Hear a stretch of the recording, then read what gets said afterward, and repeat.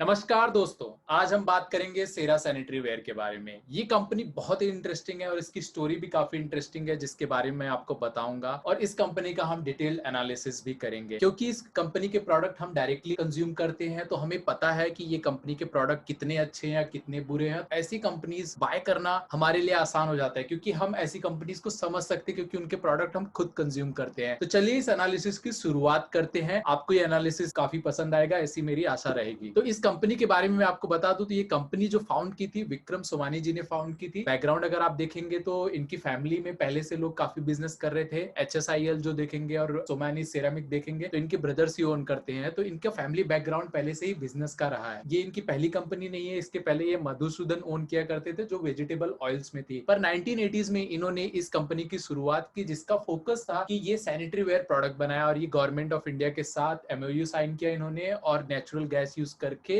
Energy के लिए आप देखेंगे तो इन्होंने सैनिटरी वेयर में एंट्री की। और सैनिटरी वेयर में अगर आप देखेंगे तो इन्होंने शुरुआती दौर में वैल्यू फॉर मनी सेगमेंट पे फोकस किया। और इसकी वजह क्या थी? क्योंकि अगर ये वैल्यू फॉर मनी सेगमेंट पे फोकस करते थे, तो जहां पे बहुत ज्यादा प्रीमियमाइजेशन नहीं था, जहां पे मार्जिन बहुत ज्यादा नहीं आई था, तो वहां इन्होंने कंपटीशन को अवॉइड किया। उस टाइम पे चाइना और वर्ल्ड वाइड जो कंपटीशन थे उनको पूरी तरह से अवॉइड कर दिया, क्योंकि बाहर की कंट्रीज को इंडिया में इंपोर्ट करना काफी मुश्किल हो जाता था। क्योंकि अगर आप वैल्यू फॉर मनी सेगमेंट के प्रोडक्ट अगर आप इंपोर्ट करते थे, तो उस वो बोट में टूटने की बहुत ज्यादा चांसेस होते थे, तो उसको एक्सपोर्ट करना इतना आसान नहीं था। तो इन्होंने उस सेगमेंट पे पहले फोकस किया और उस सेगमेंट में काफी अच्छा डोमिनेशन किया। और वो डोमिनेशन इन्होंने कैसे किया? पहले तो वैल्यू फॉर मनी प्रोडक्ट बनाया, उसके अलावा इन्होंने एडवर्टाइजिंग पे बहुत ज्यादा फोकस किया, और आफ्टर सेल सर्विस पे भी इन्होंने काफी ज्यादा फोकस किया। तो यहाँ आप देख पा रहे हैं, तो इन्होंने पहले तो कंपटीशन को अवॉइड किया, और दूसरा ब्रांडिंग पे बहुत ज्यादा फोकस किया, कस्टमर सर्विस पे बहुत ज्यादा फोकस किया, और धीरे धीरे फिर ये प्रीमियम और मास सेगमेंट को भी कैटर करने लगे। हालांकि ये अब लग्जरी सेगमेंट में भी एंटर कर गए हैं, जिसके बारे में आपको बताऊंगा। तो यहाँ अगर आप देख पा रहे हैं, कंपनी जो बहुत ही छोटे से शुरुआत हुई, उसने सैनिटरी वेयर को पूरी तरह से इंडिया में डोमिनेट कर लिया। आज इनके पास 22% मार्केट शेयर है सैनिटरी वेयर का ऑर्गेनाइज सेक्टर में, और ये कंपनी इस सेगमेंट की नंबर 1 कंपनी है। ये सेगमेंट डोमिनेट करने के बाद एक्सपांशन के लिए इन्होंने न्यू सेगमेंट में एंटर किया, फॉसेट्स में, जो कि टैप अगर आप देख पाते हैं वो भी सैनिटरी के आसपास रिलेटेड ही है। तो वो सेगमेंट जैक्वार डोमिनेट किया करता था उस टाइम पे। जब इन्होंने एंट्री की उस टाइम पे जैक्वार अगर आप देखेंगे तो काफी अच्छी रिटर्न बना रहा था और डोमिनेट कर रहा था। इन्होंने उस सेगमेंट में एंटर किया,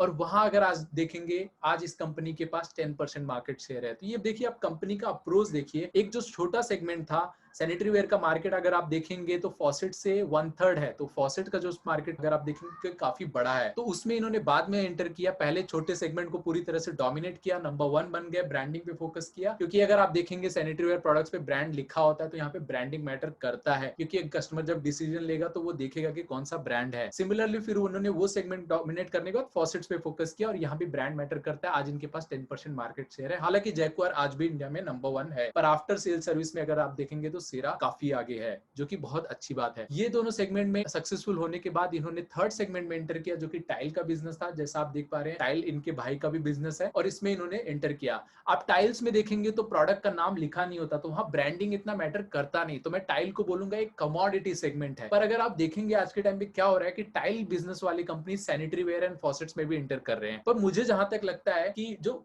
सैनिटरी वेयर एंड फॉसेट्स का सेगमेंट है वो ब्रांडेड सेगमेंट है, उसमें ब्रांडिंग मैटर करेगा, उसमें इतना आसान नहीं होगा किसी के लिए भी आके उसको डिसरप्ट करना। और जब आप ब्रांड कमांड करते हैं तो आप कभी भी प्राइसेस बढ़ा सकते हैं, आपका मार्केट शेयर लूज नहीं होता। और ये अक्वायर करने के लिए आपको कस्टमर सर्विस, ब्रांडिंग, डिस्ट्रीब्यूशन पे बहुत ज्यादा फोकस करना पड़ता है। तो हालांकि टाइल्स वाले आ रहे हैं इसमें, तो उनका कितना सक्सेस होगा वो हमें आगे देखना पड़ेगा। पर यहाँ अगर आप देखेंगे तो ये जो टाइल्स के सेगमेंट में ये कंपनी सेरा कंपनी एंटर की हुई है, ये इनके लिए भी कमोडिटी सेगमेंट है, क्योंकि वहां ब्रांडिंग इतना मैटर करेगा नहीं। पर अगर आप टाइल्स का बिजनेस देखेंगे, एंटर क्यों किए? क्योंकि सैनिटरी वेयर के जो रॉ मटेरियल है और टाइल्स के जो रॉ मटेरियल है वो सिमिलर है, तो इस सेगमेंट में इन्होंने एंट्री कर ली। और टाइल्स का अगर आप बिजनेस देखेंगे तो वो 6 गुना बड़ा है सैनिटरी वेयर सेगमेंट से। तो आप देख पा रहे हैं, आप सैनिटरी वेयर छोटा सेगमेंट था, फॉसेट्स उससे बड़ा, और टाइल्स और भी बड़ा सेगमेंट है। पर टाइल्स मुझे जहां तक लगता है कमोडिटी प्ले है, ब्रांडेड प्ले नहीं है।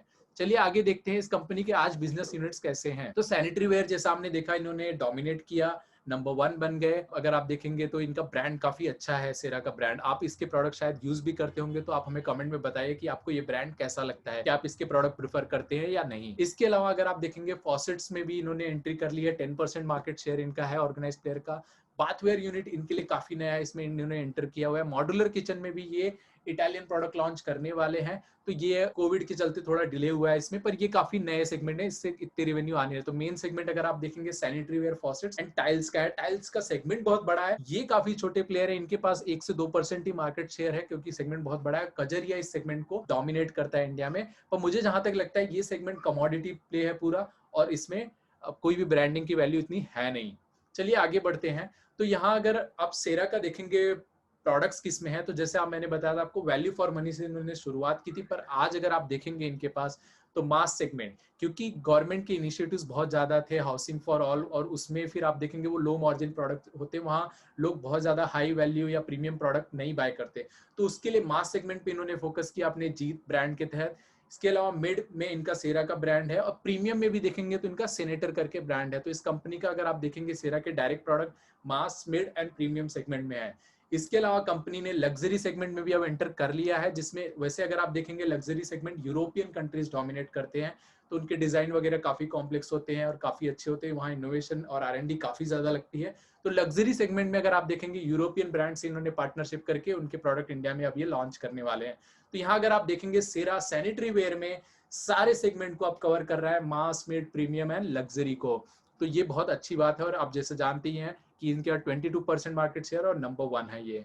चलिए मैन्युफैक्चरिंग प्रेजेंस अगर आप इनका देखेंगे तो कड़ी में इनका मेन प्लांट है सैनिटरी वेयर का, फॉसेट्स का और पॉलीमर। तो पॉलीमर अगर आप देखेंगे मोस्टली ये यूज होता है आप देखेंगे टॉयलेट्स के जो वाटर क्लोजेट होते हैं जिसमें वाटर स्टोर किया जाता है उसमें यूज होता है, तो उसके लिए इनका एक सब्सिडरी है जिसमें इनका 51% ओनरशिप है, जिसके बारे में आगे भी आपको बताऊंगा। इसके अलावा इनका टाइल्स का प्लांट है मोरबी में। मोरबी का एरिया बहुत पॉपुलर है टाइल्स के लिए, एशिया में नंबर 2 पे आता है, और वहां पे सारे टाइल मैन्युफैक्चरर प्रेजेंस है, ऑर्गेनाइज भी अनऑर्गेनाइज भी। इसके अलावा साउथ में भी अब धीरे धीरे प्रेजेंस बढ़ रहा है, क्योंकि गवर्नमेंट अगर आप लोकल प्रोड्यूस करेंगे तो इंसेंटिव दे रही है और गवर्नमेंट प्रोजेक्ट्स भी दे रही है। तो वहां पे भी अगर आप देखेंगे गुड्डूर में इनका एक टाइल्स का प्लांट है, जो कि इनका एक जॉइंट वेंचर है और एक सब्सिडरी भी है, क्योंकि 51% ओनरशिप इनकी है उसमें। तो ये अगर आप देख पा रहे हैं इनका मैन्युफैक्चरिंग प्रेजेंस मोस्टली गुजरात में है, और एक प्लांट इनका टाइल्स का साउथ में देखने मिल रहा है हमें। इसके अलावा अगर आप देखेंगे तो इसके स्टाइल स्टूडियोज है। स्टाइल स्टूडियोज क्यों इंपॉर्टेंट, क्योंकि ब्रांडिंग के लिए, कस्टमर एक्सपीरियंस के लिए स्टाइल स्टूडियोज बनाते हैं, जिसमें आप एक्सपीरियंस कर सकते हैं, देख सकते हैं इनके प्रोडक्ट्स वगैरह।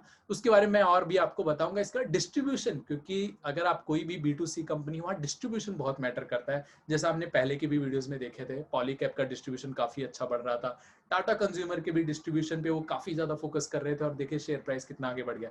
तो इस कंपनी का डिस्ट्रीब्यूशन नेटवर्क भी अगर आप देखेंगे बहुत अच्छा है। डीलर अगर आप देखेंगे 3700 के ऊपर है इनके पास डीलर की रीच है। रिटेलर्स देखेंगे तो 11000। तो टोटल अगर आप देखेंगे तो 15000 की नेटवर्क है, जो कि बहुत अच्छी बात है। और इसके अलावा जैसा मैंने बोला था कि ब्रांडिंग पे फोकस करते हैं, उसके लिए आफ्टर सेल्स की भी टीम इन्होंने रखी हुई है। 323 अगर देखेंगे एम्प्लॉयज है इनके पास आफ्टर सेल्स में, जो कि आफ्टर सेल्स कस्टमर की क्वेरीज रिजॉल्व करते हैं, उनके इश्यूज सॉल्व करते हैं। तो यहाँ आप देख पा रहे हैं ब्रांडिंग पे काफी ज्यादा फोकस है, और सर्विस पे, कस्टमर पे बहुत ज्यादा फोकस है। इसके अलावा चलिए अब देखते हैं इनका मार्केटिंग कैसे करती है ये कंपनी। तो अगर आप देखेंगे इनका सेरा स्टाइल स्टूडियोज, जो कि मैंने बोला इन्होंने 10 सेरा स्टाइल स्टूडियोज टॉप सिटीज में ओपन किए हुए हैं, जिनका एवरेज फुटप्रिंट देखेंगे शोरूम का तो 7000 स्क्वायर फीट का होता है, जिसमें सबसे बड़ा इनका हैदराबाद का है, जो कि सबसे बड़ा है 14000 स्क्वायर फीट का।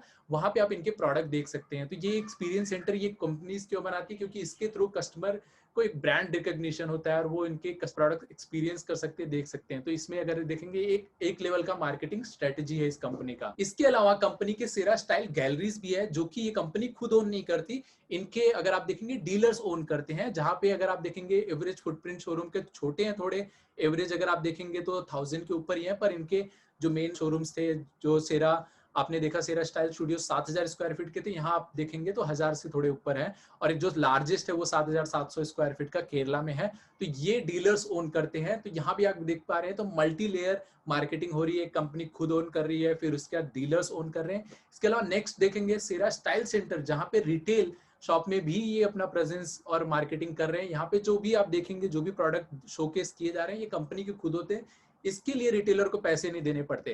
तो यहाँ आप देख पा रहे हैं मार्केटिंग पे काफी ज्यादा फोकस रहा है कंपनी का, और इससे कंपनी का रीच बढ़ता है, फिजिकल प्रेजेंस के थ्रू मार्केटिंग होती है। तो ये काफी अच्छी बात है इस कंपनी के लिए, और इस पे कंपनी फोकस कर रही है और भी ज्यादा बढ़ाने के लिए ये जो डिफरेंट लेवल ऑफ मार्केटिंग है। इसके अलावा अगर आप देखेंगे तो टीवी कमर्शियल्स भी कंपनी करती है, क्योंकि आपको ब्रांड पे फोकस करना है तो ये टीवी कमर्शियल्स वगैरह भी करना पड़ता है। तो कुछ पल घर के नाम का इनका कैंपेन है, जिसमें ये अपने प्रोडक्ट्स घरों में दिखाते हैं कि आप अपने घर पे इतना पैसा स्पेंड कर रहे हैं तो कुछ पल वहां भी बिताएं, और उस वहां पे भी आप देखेंगे तो ये अपने प्रोडक्ट दिखा रहे हैं।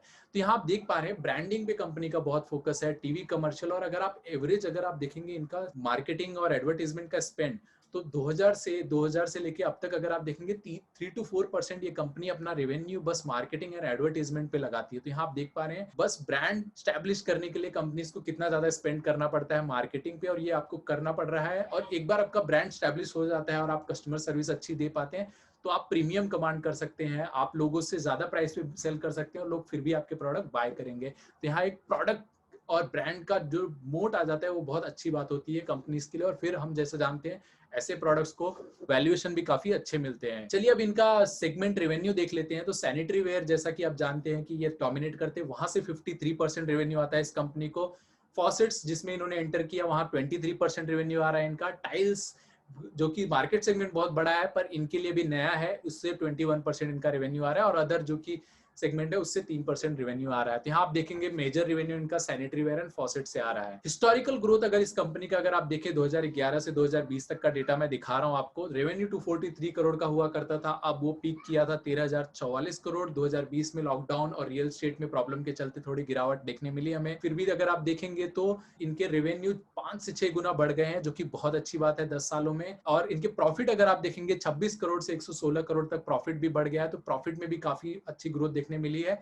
हालांकि पिछले 4-5 सालों में इनके जो प्रॉफिट ग्रोथ है वो 11% के आसपास आ गए हैं, वरना अगर आप 2000 से देखेंगे 2000 से लेकर 2015 तक, तो उस टाइम पे इनका ग्रोथ काफी अच्छा था। 28 CAGR का ग्रोथ दिया करती थी ये कंपनी। अब ये कंपनी काफी बड़ी हो गई है तो यहाँ से ज्यादा ग्रोथ आ नहीं रहा। तो सैनिटरी वेयर से इनको बहुत ज्यादा ग्रोथ नहीं आ रहा था क्योंकि ये काफी बड़े हो गए थे।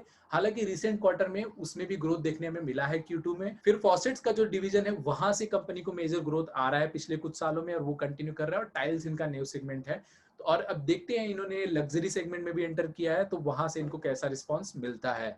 तो आप ओवरऑल देख पा रहे होंगे तो हिस्टोरिकली कंपनी ने काफी अच्छा परफॉर्म किया है, पर अभी रिसेंट पास्ट में थोड़े इम्पैक्ट निगेटिव देखने मिले हैं हमें। आरओसी और आरओई नंबर्स देखिए इस कंपनी के, आप देख पा रहे हैं आरओसी नंबर 25 के ऊपर रहा है एक्सेप्ट लास्ट ईयर। तो ये नंबर्स काफी अच्छे हैं, रिटर्न ऑन कैपिटल एम्प्लॉयड काफी अच्छे हैं।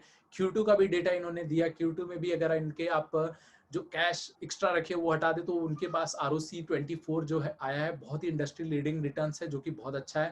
तो ये कंपनी काफी प्रोफेशनली मैनेज्ड है और ये लोग वर्किंग कैपिटल पे, एफिशिएंसी पे बहुत ज्यादा ध्यान देते हैं। अगर आप देखेंगे इसके अलावा ऑटोमेशन पे बहुत ज्यादा ध्यान देते हैं। जहां भी इनके कॉम्प्लेक्स प्रोडक्ट है वहां पे अभी आप देखेंगे रिसेंटली इस कंपनी ने 3D प्रिंटर एम्प्लॉय किया हुआ है, क्योंकि आप अगर कोई भी कॉन्सेप्ट है तो उसका डिजाइन करके आप चेक कर सकते हैं कि वो कैसा रहेगा।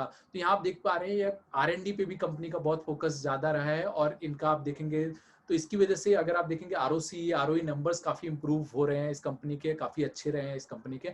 इन्वेंट्री डेज अगर आप देखें इस कंपनी का, वो इन्होंने Q2 में कम किया है पिछले साल के Q2 से। तो अगर आप देखेंगे ऐसे टाइम में, कोरोना जैसे टाइम में भी इन्होंने इन्वेंट्री डेज कम किया है, काफी अच्छा है। रिसीवेबल डेज भी इस कंपनी ने रिड्यूस किया है, जो कि ऑलरेडी अच्छे थे, 60 से 55 किया है। पेबल डेज किसी भी कंपनी के कंट्रोल में होता है, हालांकि ये इन्होंने बढ़ाया है, ये कभी भी बढ़ा सकते हैं। पेबल डेज कंपनी कम इसलिए भी रखती है काफी टाइम, क्योंकि अगर आप कम टाइम में पैसे दे देते हैं तो आप निगोशिएट करके काफी अच्छे वैल्यू पे प्रोडक्ट ले सकते हैं, बाय कर सकते हैं।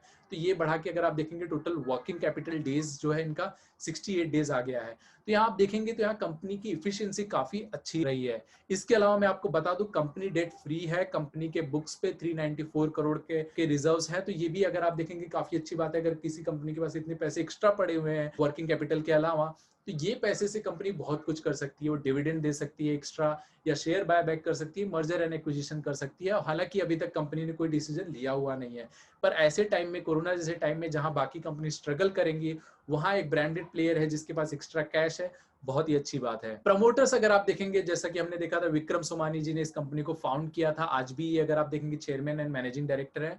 उसके अलावा इनकी डॉटर दीपशिखा खैतान, यहाँ खैतान आपको इसलिए देखने मिल रहा है क्योंकि इन्होंने शादी की है अभिषेक खैतान, जो कि आप पहले के वीडियो में देखा था रेडिको खैतान चलाते हैं, रेडिको खैतान के ओनर हैं। तो यहाँ आप देखेंगे इनडायरेक्ट कंट्रोल रेडिको खैतान का यहाँ पे या अभिषेक खैतान का यहाँ है, पर उससे हमें डरने की बात नहीं है, और वो क्यों मैं आगे बताऊंगा। तो यहाँ पे अगर आप देखेंगे joint managing director vice chairman इनकी डॉटर है। इनकी भी अगर आप एजुकेशन देखेंगे बीएससी इकोनॉमिक्स है और एलएलबी का ग्रेजुएशन, और ये कंपनी के साथ 8 सालों से जुड़ी हुई है। तो ये प्रमोटर हैं इस कंपनी के। इसके अलावा मैनेजमेंट देखेंगे अगर आप टॉप मैनेजमेंट में, तो मिस्टर अतुल सांघवी जी इस कंपनी के सीईओ है। कंपनी के साथ 21 साल से जुड़े हुए हैं, एमबीए है उनका मार्केटिंग में, और एक्सपीरियंस 35 ईयर्स का है। तो आप मोस्टली अगर इनके टॉप मैनेजमेंट अगर आप देखेंगे इस कंपनी के साथ ही जुड़े हुए हैं 20 साल या उससे ज्यादा, और पिछले 10 सालों में इस कंपनी के टॉप मैनेजमेंट में 0 एट्रिशन रहा है, किसी ने भी कंपनी को छोड़ा नहीं है, जो कि एक कंपनी के लिए बहुत ही अच्छी बात है। तो आप मोस्टली देख पा रहे हैं एक्सटर्नल सीईओ है, उनकी ग्रेजुएशन भी अच्छी है, तो कंपनी काफी वेल मैनेज्ड है।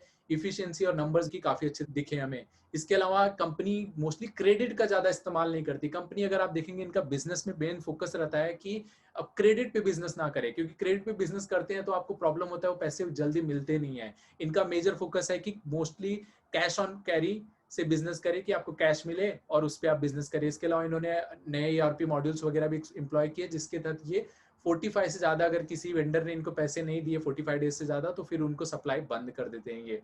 तो यहाँ आप देख पा रहे हैं क्रेडिट का इस्तेमाल बिल्कुल नहीं कर रही है कंपनी, बहुत कम कर रही है, और मोस्टली कैश में बिजनेस करना चाह रही है। और नंबर्स में हमें देखने मिल रहा है वर्किंग कैपिटल डेज इनके टॉप नॉच है, और आरओसी आरओई नंबर्स भी काफी अच्छे देखने मिले हमें। सब्सिडरीज में अगर आप देखेंगे इस कंपनी की 3 सब्सिडरी है। पैककार्ड पैकेजिंग लिमिटेड जो कि पैकेजिंग की सब्सिडरी है, इनकी 51% ओनरशिप है कंपनी। ये सब्सिडरी प्रॉफिटेबल रही थी, ये लास्ट ईयर का डेटा है। अंजनी टाइल्स जो हमने देखा था साउथ में इनके टाइल्स की कंपनी थी, जिसमें 51% कंपनी ओन करती है, यहाँ से इन्हें लॉस हुआ था। रेस पॉलीमर अगर आप देखेंगे तो जो कि सिस्टम्स जो कि वाटर क्लोजेट होता है उसको बनाने में यूज होता है, तो पॉलीमर की जो सब्सिडरी है वहां भी 51% कंपनी ओन करती है, तो ये प्रॉफिटेबल वेंचर रहा है इनका। तो ये हो गया सब्सिडरीज के बारे में, यहाँ ज्यादा टाइम नहीं बिताएंगे, हम आगे बढ़ेंगे। तो अगर आप देखें एंड में ये शेयर ट्रेड कैसे हो रहा है, तो अगर आप देखेंगे 2008 में ये शेयर 70 रुपए का हुआ करता था, और अब आप देख पा रहे हैं 3400 के आसपास चल रहा, तो बहुत ही बेहतरीन रिटर्न दिए हैं। वैल्यूएशन पे जाने से पहले मैं आपको कुछ चीजें रिवाइज कर दूं और कुछ क्वेश्चन पूछना चाहूंगा। सबसे पहले सैनिटरी वेयर और फॉसेट्स में कंपनी की काफी अच्छी प्रेजेंट है, सैनिटरी वेयर में कंपनी नंबर 1 है। तो मुझे जहां तक लगता है सैनिटरी वेयर एंड फॉसेट एक ब्रांडेड प्ले है, प्रोडक्ट प्ले है, तो वहां प्रीमियम कमांड कर सकती है कोई भी कंपनी। टाइल्स टाइल्स मुझे नहीं लगता ब्रांडेड प्ले है, और वो कमोडिटी प्ले है, तो वहां कम, जैसा आप जानते हैं कमोडिटी प्लेयर्स को ज्यादा वैल्यूएशन नहीं मिलते, क्योंकि कमोडिटी के पास मोट नहीं होता, वो प्राइसेस बढ़ा नहीं सकते, और प्राइसेस बढ़ाएंगे तो उन्हें मार्केट शेयर लूज करना पड़ेगा। तो यहाँ अगर आप देखेंगे तो मोस्टली रेवेन्यू हमने जैसे देखा था फॉसेट्स और सैनिटरी वेयर से आ रहे थे, तो ये कंपनी मोस्टली अभी तक देखेंगे तो ब्रांडेड प्ले है, तो ब्रांडेड प्ले के हिसाब से हम इसका वैल्यूएशन देखेंगे। तो वैल्यूएशन में अगर आप देखेंगे मार्केट कैप है 4,469 करोड़ का, हमने जैसे सेल्स देखा था 1,300 करोड़ का इनका सेल्स रहा था FY19 में, तो वहां से अगर आप देखेंगे 3.3 समथिंग आता है प्राइस टू सेल्स का। तो प्राइस टू सेल्स के हिसाब से देखेंगे तो इन्हें हाई एंड का वैल्यूएशन मिल रहा है, और इसकी वजह है कि इन्हें ब्रांडेड प्लेयर कंसीडर किया जा रहा है और इनको एफएमसीजी के वैल्यूएशन दिए जा रहे हैं। पी में अगर आप देखेंगे तो सेक्टर पी 40 है, हालांकि इस कंपनी का पी 49 है। पी पे ज्यादा जाएंगे नहीं, क्योंकि रिसेंट पास्ट में इतने अच्छे नंबर्स आए नहीं है Q1 में, और Q2 के नंबर अगर आप देखेंगे तो लास्ट ईयर के Q2 से कंपेरेबल थे, हालांकि थोड़ा कम थे। फिर भी पी अगर आप देखेंगे तो पी हायर एंड पे, और इसकी वजह जैसा मैंने बताया आपको एफएमसीजी वैल्यूएशन इस कंपनी को मिल रहे हैं। प्राइस टू बुक देखेंगे 5.75 है, और हिस्टोरिकल इनका प्राइस टू बुक देखेंगे कैसे ट्रेड हुआ करती थी, तो वहां पे कंपनी को 7 से 8 का प्राइस टू बुक भी मिला करता है। तो मोस्टली अगर आप यहाँ वैल्यूएशन देखेंगे तो इनको वैल्यूएशन हायर एंड का मिल रहा है, एफएमसीजी वैल्यूएशन मिल रहा है। और ये वैल्यूएशन आप तभी दीजिए इस कंपनी को जब आपको लगे कि एक ब्रांडेड प्लेयर है जहां पे ब्रांड मैटर करेगा। मुझे जहां तक लग रहा है ये ब्रांडेड प्लेयर है और इनका मोस्टली ब्रांड मैटर करेगा एक्सेप्ट टाइल्स, तो ये वैल्यूएशन इनका जस्टिफाइड है। और आप जैसा देख ही पा रहे हैं ये कंपनी ने काफी बेहतरीन रिटर्न दिए है, आगे भी अच्छे रिटर्न देने की आशा है। कंपनी डेट फ्री है, बहुत अच्छी बात है, कंपनी के पास कैश बहुत है, तो उससे हमें आगे कुछ देखने मिल सकता है, डिविडेंड ज्यादा या फिर शेयर बायबैक, या बहुत कुछ कंपनी कर सकती है, मर्जर एंड एक्विजिशन कर सकती है, वो भी ऐसे टाइम में जहां कैश क्रंच है, लोगों के पास कैश का प्रॉब्लम है, इस कंपनी के पास कैश है। और जैसा मैंने आपको बताया था कंपनी बिजनेस क्रेडिट पे नहीं कर रही है, जो कि अच्छी बात है। तो यहाँ आप ओवरऑल देखेंगे कंपनी बहुत ही अच्छी है। एक नेगेटिव पॉइंट जरूर रहा था कि इन्होंने ओवरसीज ऑपरेशन जो सऊदीया का था वो क्लोज कर दिया, वो बिजनेस इतना अच्छा चल नहीं पा रहा था, उन्होंने क्लोज कर दिया। 21 फिफ्थ तक का टारगेट रखा है पूरी तरह से क्लोज करके, तो उसको अगर इग्नोर करेंगे तो मोस्टली कंपनी प्रोफेशनली मैनेज्ड है, काफी वेल मैनेज्ड है, एक सेगमेंट में लीडर है, दूसरे सेगमेंट में काफी अच्छा मार्केट शेयर है, कमोडिटी प्ले में भी अच्छा मार्केट शेयर एक्वायर कर रही है। बिजनेस मॉडल भी देखेंगे काफी बेहतरीन रहा है। अगर लो एंड प्रोडक्ट है तो वो आउटसोर्स करके मैन्युफैक्चर करा रहे हो। मोस्टली कंपनी का फोकस ब्रांडिंग पे है, तो ये सब कुछ कंपनी के फेवर में जाता हुआ दिख रहा है मुझे। कंपनी मुझे बहुत अच्छी लग रही है। आप बताइए इस कंपनी को बाय करेंगे या नहीं? मैं जरूर इस कंपनी को ओन करना चाहूंगा। अगर इसमें करेक्शन आते तो जरूर इसे बाय करना चाहूंगा। इस वीडियो के लिए इतना ही दोस्तों, धन्यवाद। आप हमें कमेंट में बताइए कि आपको इसके प्रोडक्ट कैसे लगते हैं, कंपनी कैसी लग रही है आपको, और आप दूसरी कौन सी कंपनी चाहते हैं जिसको हम कवर करें।